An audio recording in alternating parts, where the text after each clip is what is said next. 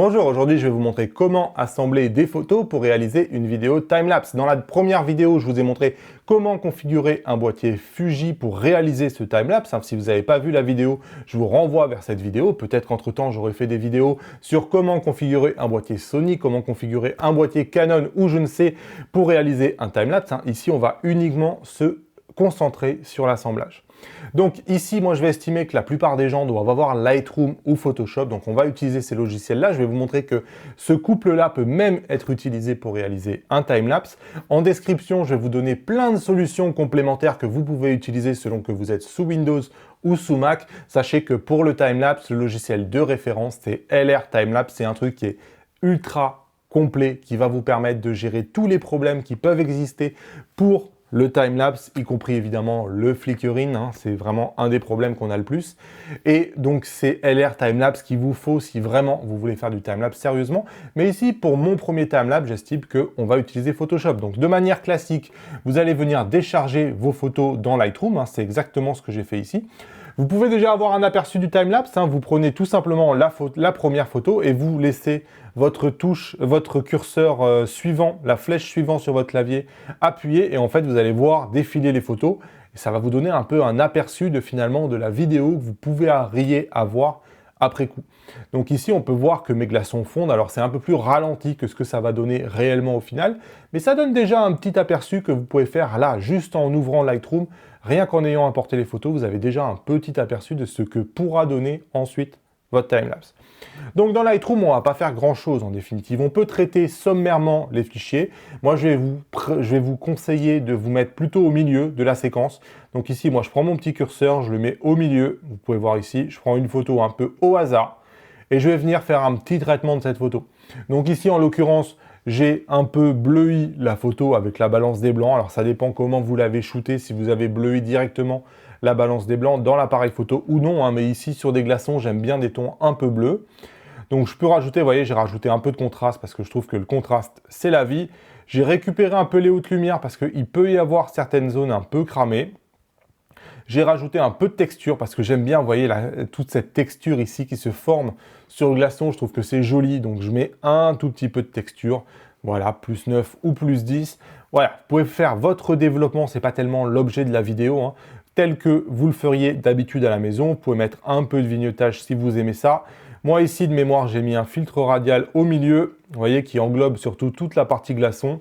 Et ce filtre radial là, j'ai un peu bleui encore un peu, j'ai récupéré les hautes lumières, j'ai mis de la clarté et de la texture pour vraiment faire crépiter, j'ai envie de dire, le glaçon.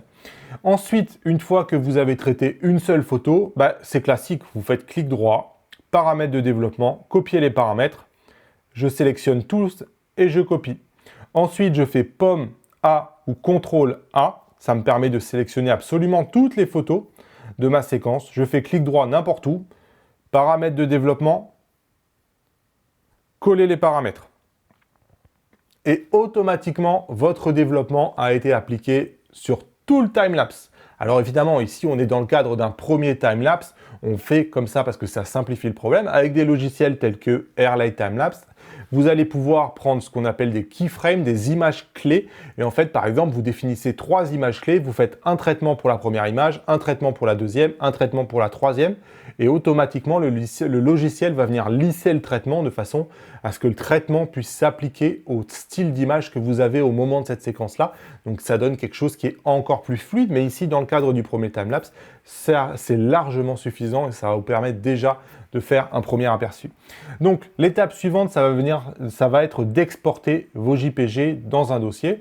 Donc, on va venir tous les sélectionner, commande A ou CTRL A, et vous allez appuyer ici sur exporter. Donc, j'appuie sur exporter, et ici, je les exporte dans un dossier spécifique. Moi, ici, c'est dans téléchargement, export JPG, peu importe, mettez ce que vous voulez. Le tout, c'est d'arriver à les retrouver ensuite et de savoir exactement où est-ce qu'ils sont sur votre ordinateur. Donc ici, moi, je vais renommer. Je renomme en nom personnalisé-séquence. L'idée, c'est d'avoir une série de photos dont le nom est continu, en fait. Je veux glaçon 1, glaçon 2, glaçon 3, glaçon 4. Parce que si vous renommez pas votre photo, vous avez le numéro de la photo qui change. Et donc, c'est quelque chose qui ne va pas forcément être très utilisable selon les logiciels. Donc ici, moi, j'ai mis TL pour timelapse glaçon. Séquence, ça veut dire que c'est un numéro. et je commence au numéro 1. Pour le reste, sincèrement, il n'y a rien à changer. Moi ici, je décide de redimensionner à 1920. J'estime qu'on fait un timelapse à peu près à 1080p. C'est pas obligatoire. Moi ici, c'était juste pour ensuite permettre à Photoshop derrière d'avoir des images qui étaient de taille un peu plus réduite. Donc je redimensionne, je mets bien bord large. Hein. Je veux que le côté le plus long soit de 1920. Et le reste, je ne change rien. J'appuie simplement sur exporter. Vous pouvez aller vous faire un café et dès que c'est terminé, on se rejoint dans Photoshop. Vous voyez, moi ici, ça va quand même globalement très vite. Une fois que c'est terminé, dans votre Finder ou votre explorateur de fichiers, vous pouvez aller voir un peu qu'est-ce qu'il vous a fait. Comme vous pouvez voir, j'ai toutes les images qui sont correctement nommées et qui sont correctement numérotées. Donc, je vais vraiment avoir une séquence d'images. Donc, il suffit ensuite de lancer vraiment tout le plus basiquement possible Photoshop. Dans Photoshop, vous faites Fichier, Ouvrir. Je prends ma première image ici et la clé, ça va être de venir cliquer sur Séquence d'images. Je clique sur Séquence d'images et je clique sur Ouvrir et Photoshop va faire tout pour vous. Ici, comme je suis en France, je fais du 25 images par seconde. Donc la fréquence d'image, je choisis 25. J'appuie sur OK et Photoshop va vous proposer une vidéo. C'est un truc, c'est magique. Photoshop fait de la vidéo.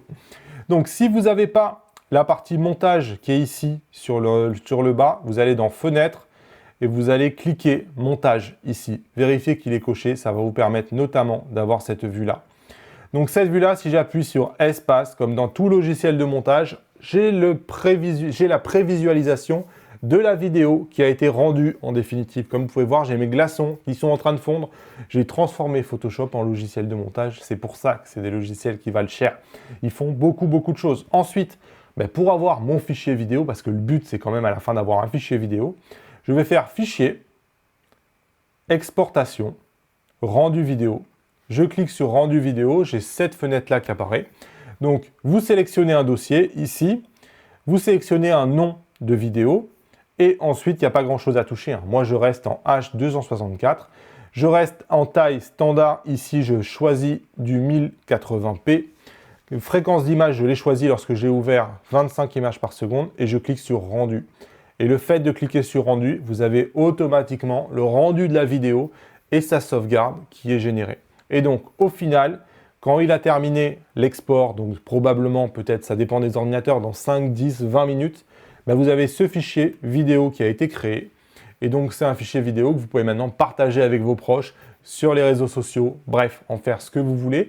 Alors, vous pouvez avoir un tout petit peu de scintillement sur votre fichier vidéo, même si l'exposition a été entièrement figée sur votre Fuji, c'est assez impossible à éviter. Certaines optiques en ont plus que d'autres.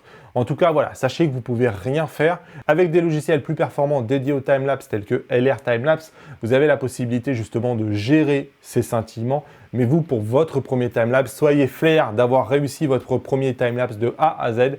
C'est une expérience qui est plutôt chouette et si vous ne l'aviez jamais fait avant, voilà, vous avez réussi votre journée et moi, je suis content de vous avoir aidé. Merci d'avoir regardé cette série de vidéos. Vous pouvez, me lâcher les pouces levés vers le haut. Dites-moi en commentaire si vous avez fait le timelapse tel que je vous l'ai montré ici. Si c'est votre premier timelapse, quelque part, moi, ça me fera plaisir de savoir que vous vous êtes lancé dans cette expérience-là et que ça s'est bien passé avec Lightroom ou Photoshop. Si vous n'aviez pas Lightroom, Photoshop, sachez qu'il y a plein d'autres logiciels qui sont capables de le faire. Encore une fois, en description, je vais essayer de vous donner des indications vers des logiciels pour Windows ou pour Mac avec lesquels vous pouvez réaliser le montage de votre timelapse. De manière générale, n'importe quel éditeur vidéo va vous permettre de le faire, même si ici, je vous l'ai montré avec Photoshop. Merci encore d'avoir regardé cette vidéo et à bientôt dans la prochaine. Salut!